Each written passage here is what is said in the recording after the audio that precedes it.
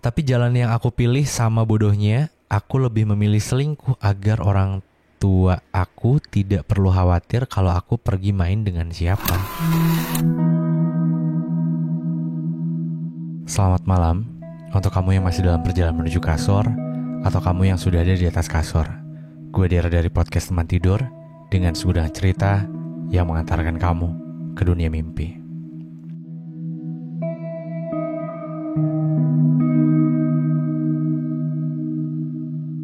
Hai, balik lagi bareng gue Dera di podcast Teman Tidur. Sorry banget, karena selama 2 bulan ini podcast Teman Tidur gak ada episode baru. Sorry banget, sorry banget. Gue gak tahu lo bakal maafin gue atau enggak, tapi yang jelas gue mau minta maaf. Dan semoga lo mau maafin gue ya. Tapi jujur sebenarnya gue tuh agak kurang percaya sebenarnya. Maksudnya kurang percaya tuh kayak emang gue bisa lihat berapa banyak pendengar podcast Teman Tidur gitu di Spotify khususnya ya. Tapi kayak gue masih agak ragu gitu loh, kayak ini angka beneran atau enggak sih gitu. Karena untuk jumlahnya tuh masih lumayan banyak gitu. Tapi kayak gue mungkin ini bohong kali Spotify. Gue suka mikir kayak gitu. Sampai akhirnya gue beberapa waktu kemarin tuh sempat buka DM lagi, termasuk yang requestan gitu yang baru-baru DM. Dan ternyata di situ banyak banget yang nanyain episode baru, sampai ada yang nanyain kabar gue.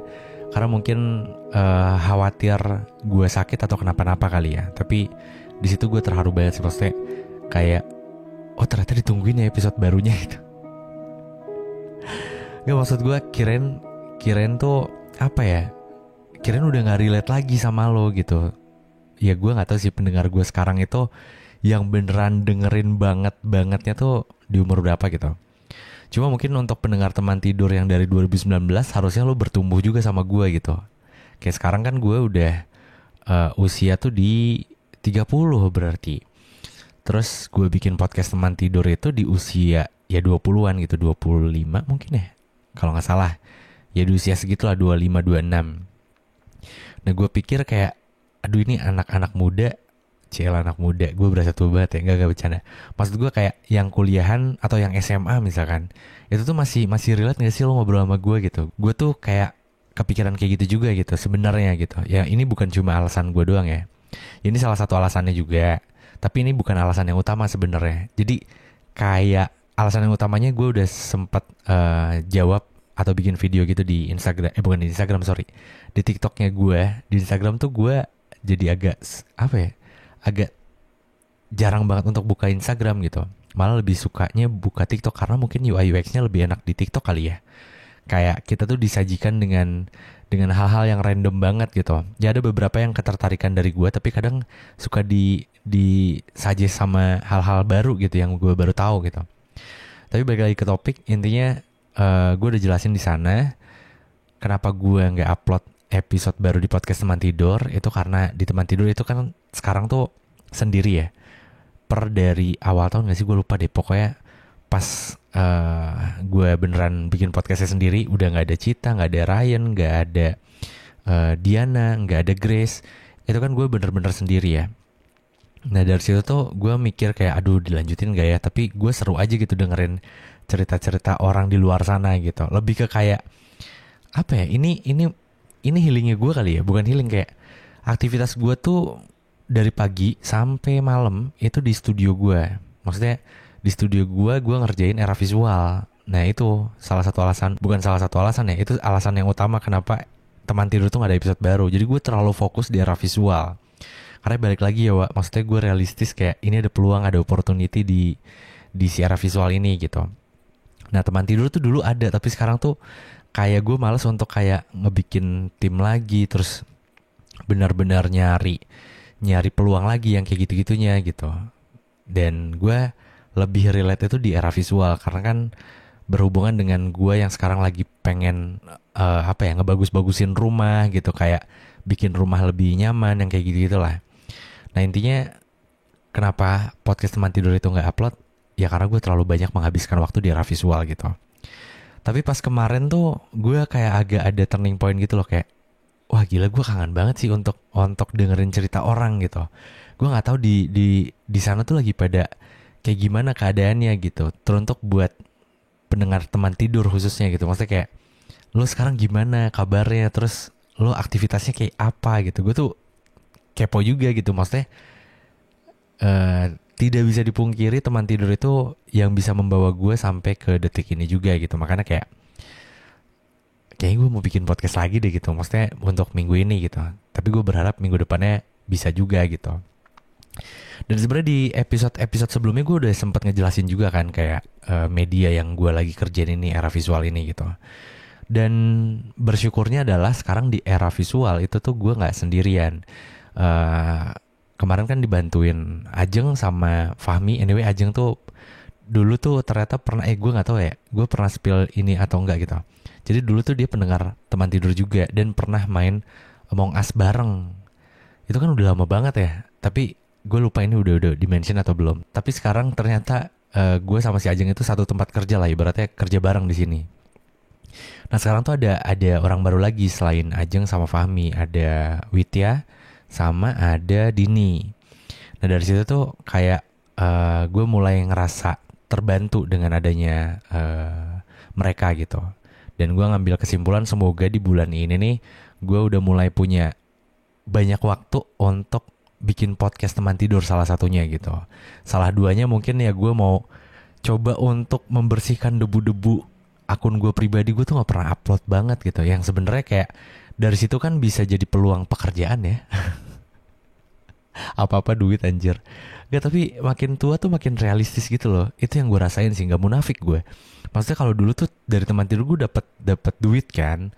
Nah pas sekarang tuh kayak nggak dapat duit wa. Jadi kayak aduh. Nah kalau dulu tuh awal banget gue bikin podcast teman tidur nggak dapat duit, gue jabanin gitu. Soalnya gue apa ya, sedang melakukan pencarian gitu loh. Jadi kayak pencarian tuh maksudnya pencarian pasangan hidup ya. Bukan berarti gue nyari pasangan hidup dari si teman tidur ya, dari pendengar teman tidur, bukan. Tapi lebih kayak gue penasaran sama masalah-masalah yang ada di relationship aja gitu. Dan faktanya gue sekarang menikah juga sama orang yang bukan pendengar teman tidur gitu. Maksudnya tuh bukan yang beneran dia tahu gue tuh dari teman tidur, bukan. Cindy suka dengerin teman tidur tapi setelah kenal sama gue gitu. Bukan yang gue sama Cindy tuh kenal dari teman tidur, bukan gitu. Tapi balik lagi ya intinya ya gitulah kurang lebih. Dan semoga lo bisa memaklumi. Dan buat lo yang mungkin umurnya udah di atas 27 tahun, mungkin lo paham yang gue maksud itu apa gitu. Jadi intinya kayak fokus gue kenapa jadi berubah itu, ternyata gue sekarang lagi nyaman di dunia yang media-media era visual sekarang, ngebahas tentang hunian-hunian kayak gitu karena lebih relate banget. Tapi nggak bisa dipungkiri juga sebenarnya jauh di lubuk hati gue gitu, gue juga penasaran sama cerita-cerita orang-orang yang khususnya sering dengerin podcast teman tidur gitu. Terus gue juga kepo kayak kehidupan lo gimana dulu yang mungkin lo gue temenin pas waktu galau-galau gitu. Sekarang mungkin ada yang udah married, ada yang mungkin udah punya anak mungkin. Ya gitulah. Jadi makanya beberapa hal itu yang ngebikin gue akhirnya kayaknya gue mau bikin podcast teman tidur deh. Episodenya udah lama banget gak upload gitu. Dan semoga kedepannya gak akan ngelos-ngelos lagi ya. Padahal ini udah seminggu sekali loh. Tapi kayak susah banget untuk ngeluangin waktunya. Anyway, gue dari Senin sampai Minggu itu gue di studio tuh bisa sampai Senin sampai Minggu, literally Senin sampai Minggu gitu, gak ada libur. Ya meskipun teman-teman yang lain cuma dari Senin sampai Jumat, kayak Ajeng, Fahmi, Widya sama Dini. Dini sih belum mulai ya kalau sekarang. Dini itu mulai di bulan November ini. Nah jadi kurang lebih intinya kayak gitulah. Yang semoga lo mau maafin gue ya. Dan terima kasih buat lo yang udah mau nunggu. Doa terbaik buat lo. Amin.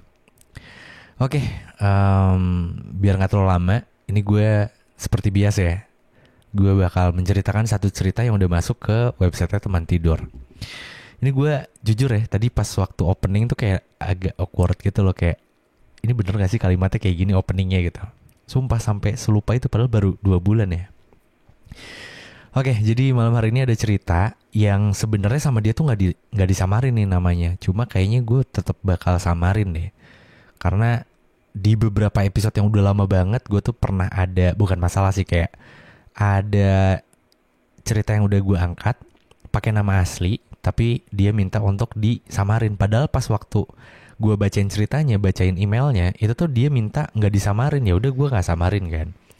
Tapi beberapa berapa bulan, pokoknya episode udah lumayan lama, tapi dia nge-DM gue gitu, minta untuk namanya disamarkan.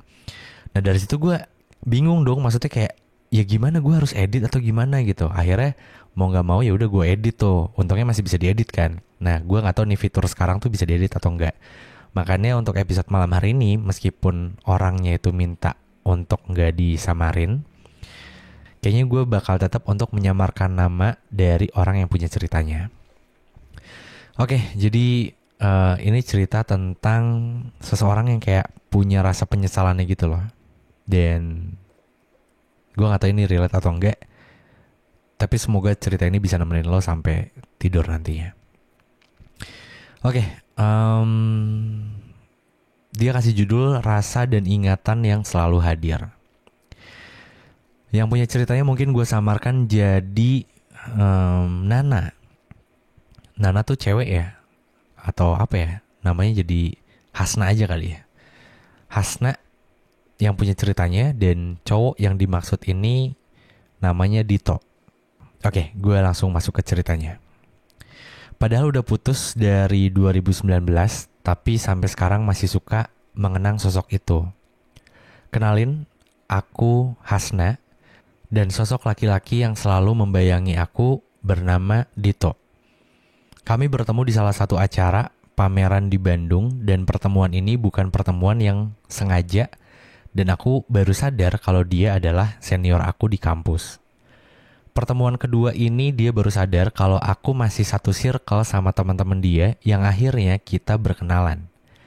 Dia ini tipikal cowok yang susah dideketin, misterius, dan hobinya itu hilang-hilangan. Sewaktu-waktu dia chat aku, tapi ketika aku bales tiba-tiba ngilang. Sampai akhirnya aku dengar rumor tentang dia dari teman-teman aku bahwa dia suka sama satu cewek udah lama tapi cuma deket. Di situ aku mulai agak menjauh dan menjalani hari aku seperti biasanya. Sampai singkat cerita, aku menerima pesan dari dia untuk datang ke acara musik di kampus karena band dia bakal manggung. Akhirnya aku datang, dan siapa sangka di malam itu adalah momen penentu untuk aku dan dia. Tanpa disadari, kami jadi nyaman dan lebih dekat di malam itu. Kami juga saling cerita, dan sampai di mana aku tanya soal rumor itu. Dan akhirnya dia menceritakan yang sebenarnya, dan aku juga memberanikan diri untuk nanya kenapa dia selalu menghilang kalau lagi chat, dan semua jawaban itu terjawab dengan jawaban, aku gak mau kamu ngerasa keganggu. Dan dia cerita kalau dia itu gak tahu harus gimana kalau interaksi sama cewek yang dia suka. Malam itu malam pertama yang gak bisa aku lupain.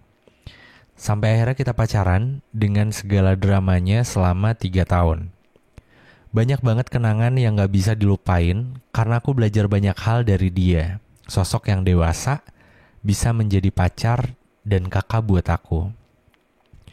Kado yang selalu dia kasih, aku selalu terkesan dengan kesederhanaan dan ketulusannya.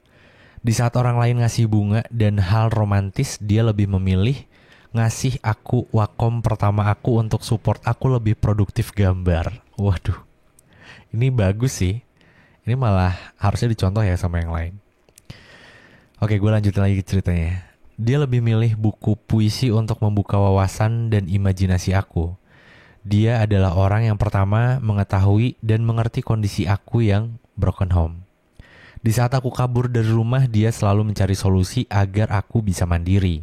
Di saat aku harus nyerah dengan kuliah karena keterbatasan ekonomi, dia mau membantu aku buat biayain keperluan tugas-tugas aku. Dan keluarga dia sangat-sangat baik terhadap aku. Pertama kalinya aku bisa sedekat itu dengan keluarga pacar aku sendiri. Sampai masa-masa itu hilang gara-gara kebodohan aku. Itu semua karena ketakutan aku. Aku takut kalau keluarga aku tidak bisa nerima kamu, dan aku takut itu membuat dia sakit hati terhadap keluargaku. Maksudnya gimana nih?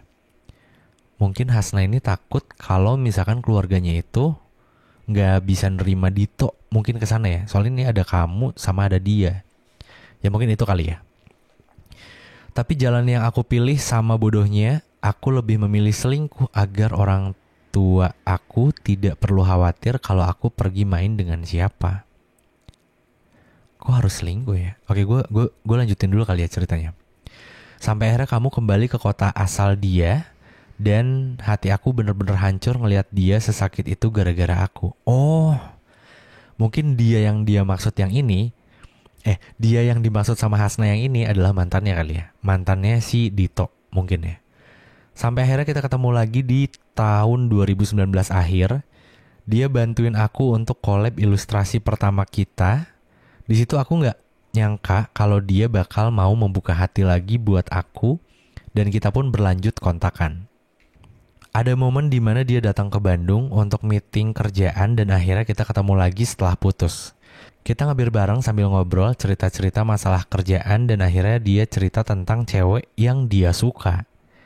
Di situ berasa ditampar sama kenyataan. Aku gak nyangka kalau aku bisa lihat dia suka sama cewek lain, tapi aku berusaha kuat sampai di jalan. Dia anterin pulang, kita mengenang dulu sewaktu pacaran. Dia juga ngajak ketemu lagi besoknya. Tapi aku memilih tidak datang karena mata aku bengkak semalaman nangis. Banyak hal yang aku sesalin atas perbuatan aku sama dia. Mungkin sampai sekarang aku masih dibayang-bayangin karma atas perbuatan aku ke dia. Kalau kamu dengar ini, please maafin aku. Dan ceritanya selesai. Gantung banget gak sih? Gue juga gak tahu ya, maksudnya detail pas waktu hubungannya itu kayak gimana. Karena Hasna sendiri juga pas waktu cerita itu gak terlalu full-full banget ya. Kayak Hasna tuh bilang dia memutuskan untuk selingkuh gitu. Maksudnya gue gak tahu kenapa dia bisa sampai kepikiran untuk selingkuh gitu. Cuma yang mungkin gue tangkep adalah karena Hasna takut si Dito ini gak bisa diterima sama keluarganya. Makanya Hasna memilih untuk deket sama pilihan dari orang tuanya. Mungkin ya yang gue tangkep. Karena kan dari alasan Hasnanya sendiri itu biar si orang tuanya atau keluarganya tuh nggak rewel pas waktu dia itu lagi main gitu. Ya nggak sih? Pas di dalam ceritanya kan kayak gitu ya. Makanya gue nangkep itu kayak gitu. Jadi Hasna itu lebih memilih jalan sama pilihan dari orang tuanya. Tapi gue juga nggak tahu ya kebenarannya itu kayak gimana. Cuma kalau dari ceritanya Hasna ini, gue nggak tahu harus ngomong apa. Yang jelas, ya semoga Dito udah maafin lo, dan semoga juga lo udah bisa maafin diri lo sendiri. Dan semoga buat lo yang dengerin episode malam hari ini, itu nggak mengambil keputusan yang sama dengan Hasna gitu. Maksud gue kayak, kalau emang lo ngerasa pasangan lo sekarang itu adalah orang yang tepat, ya kalau bisa sih jangan sampai disia-siain gitu. Apalagi kayak lo mencoba untuk apa ya, berusaha untuk baik tapi dengan cara yang sebenarnya nggak baik-baik juga gitu. Sama halnya kayak Hasna, kayak dia kan sebenarnya mungkin ya nggak mau Dito sakit hati sama keluarganya, tapi di waktu yang bersamaan dia mengambil keputusan untuk deket sama yang lain atau selingkuh gitu. Itu kan jadi kayak malah nggak baik gitu, ya nggak sih? Tapi again di sini gue bukan lagi pengen nyalahin posisi Hasna waktu itu. Tapi gue cuma menggarisbawahi semoga buat lo yang denger tidak melakukan hal yang sama gitu. Toh Hasna juga di dalam ceritanya bilang, ya dia merasa menyesal gitu dengan perbuatan dia di masa lalu.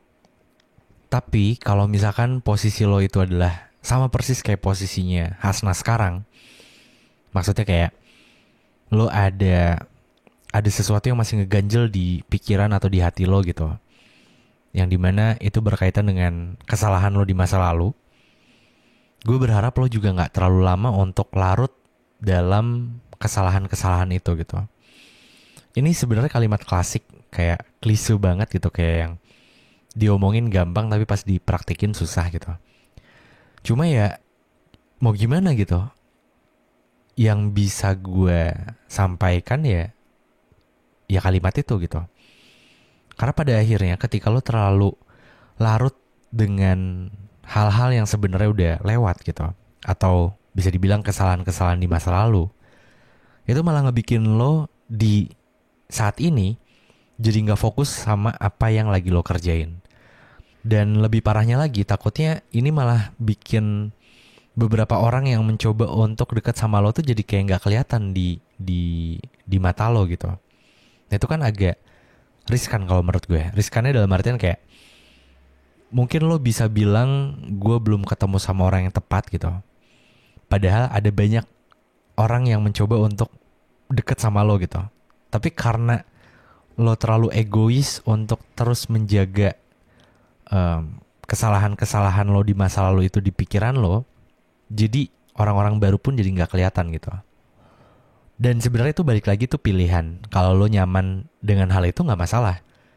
Cuma masalahnya adalah kalau ternyata lo nggak nyaman dengan hal itu dan lo masih tetap pertahankan, nah itu yang perlu dipertanyakan kan. Maksudnya kayak jangan-jangan kegelisahan lo dan rasa sakit hati lo, rasa nyeseknya lo itu bukan karena kesalahan lo di masa lalu banget gitu, tapi karena diri lo sendiri di saat ini yang nggak pernah mau untuk coba dan terus coba berdamai dengan diri lo sendiri gitu. Khususnya untuk beberapa kesalahan yang pernah lo lakukan di masa lalu. Gitu sih. Ya sekali lagi mungkin ini terdengar terlalu klasik dan klise, tapi ya semoga lo ngerti apa yang gue maksudin. Tapi kalau nggak ngerti juga nggak apa-apa sih. Kan setiap orang punya hak untuk mengambil keputusannya masing-masing ya. Yang pasti gue cuma mau ngingetin, jangan lupa bahagia lah. Jadi dengan segala keputusan lo itu, gue hanya berharap lo bisa bahagia aja sih. Karena jangan sampai lo ngambil keputusan tapi nyatanya lo gak bahagia, kan gak enak ya. Oke, mungkin untuk episode malam hari ini dicukupkan sekian. Ini gue gak tahu durasinya bakal jadi berapa menit, tapi kayaknya ini gak terlalu lama deh. Dan gue juga agak bingung ya mau ngebahas apa lagi. Mungkin di next gue bakal dengerin ceritanya secara langsung lagi kali ya. Kayaknya seru juga ya. Maksudnya langsung ngobrol sama orang yang punya ceritanya gitu. Seru gak sih? Coba dong lu bantu vote juga untuk di next episode-nya. Seru gak sih kalau misalkan di episode teman tidur itu dengerin cerita dari orang yang punya ceritanya secara langsung gitu. Nanti gue bakal bikin polling di bawah di deskripsi. So buat lo yang gak keberatan, please banget untuk bantu vote. Bagusnya di next episode nanti gue dengerin ceritanya secara langsung, atau ya udah kayak gini aja, gue menceritakan ceritanya secara monolog kayak gini. Oke, mungkin untuk episode malam hari ini dicukupkan sekian. Dan sekali lagi terima kasih banyak. Sebelum ke terima kasih, sebenarnya lebih ke harusnya minta maaf dulu ya. Gue minta maaf banget karena episode ini lama banget uploadnya. Setelah 2 bulan baru ada episode lagi. Dan mungkin ini juga bakal ditayanginnya tuh lumayan malam di hari Sabtunya. Karena ini gue tag podcastnya tuh di jam 10. Gue gak tahu ini bakal di-uploadnya tuh jam berapa. Tapi terima kasih banyak buat lo yang udah mau nunggu episode baru dari podcast teman tidur. Terima kasih banyak, doa terbaik buat lo. Dan ya terima kasih banyak. Banyak-banyak terima kasih deh. Anyway, next gue kayaknya bakal lebih sering banget upload di TikTok. Buat lo yang gak keberatan, yang mau follow boleh banget. Di situ mungkin gue bakal share beberapa keseharian gue di studio ini, plus dengan gue mereview atau merekomendasikan beberapa produk yang ada di studio gue yang harusnya itu relate banget buat anak-anak muda. Karena era visual itu meskipun media tentang seputar hunian gitu, kayak arsitek interior atau properti, tapi itu yang kayak anak muda banget gitu loh. Jadi buat lo yang gak keberatan, lo bisa follow akun medianya eravisual.id, dan lo juga bisa follow akun gue selain akun podcast teman tidur. Maksa banget ya. Enggak sih, enggak maksa. Bebas. Oke, mungkin ini saatnya gue Dera pamit. Gue Dera dari podcast teman tidur dengan segudang cerita yang mengantarkan kamu ke dunia mimpi. Good night.